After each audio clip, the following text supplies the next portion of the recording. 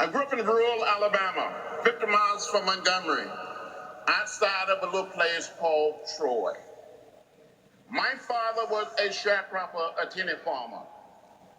But back in 1944, when I was only 4 years old, my father had saved $300. And with the $300, he bought 110 acres of land.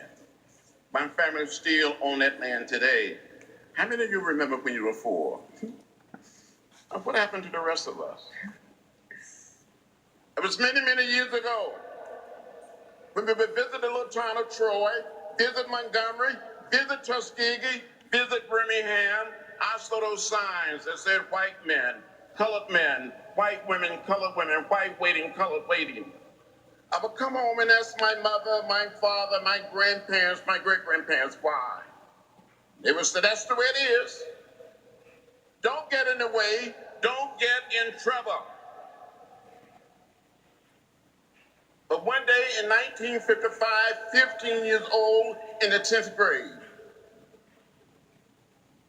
I heard about Rosa Parks. I heard the words of Martin Luther King Jr. on our radio.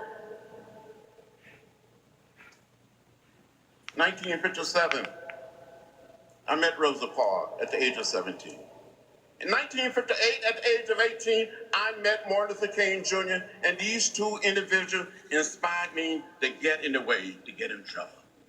So I come here to say to you this morning, on this beautiful campus, with your great education, you must find a way to get in the way. You must find a way to get in trouble, good trouble, necessary trouble.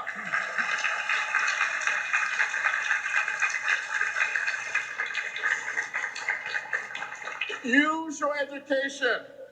You have wonderful teachers, wonderful professors,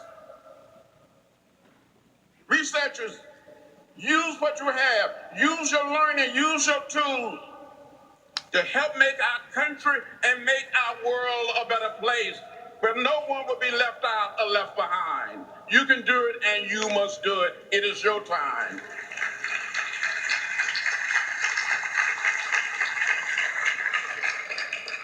In a few short days, we will commemorate what we call the Mississippi Summer Project. For more than 1,000 students from all over America, many from abroad, made a trip to Mississippi to encourage people to register to vote.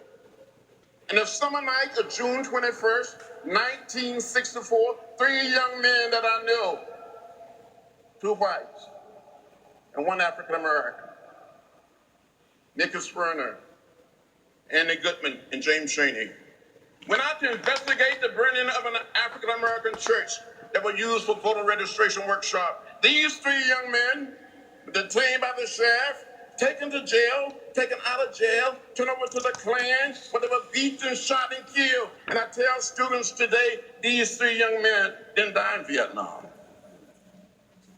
They didn't die in the Middle East or Eastern Europe. They didn't die in Africa or Central or South America. They died right here in our own country, trying to help all of our citizens become participants in the democratic process. As young people, you must understand that there are forces that want to take us back to another period. But you must say that we're not going back. We made too much progress and we're going forward. There may be some setbacks,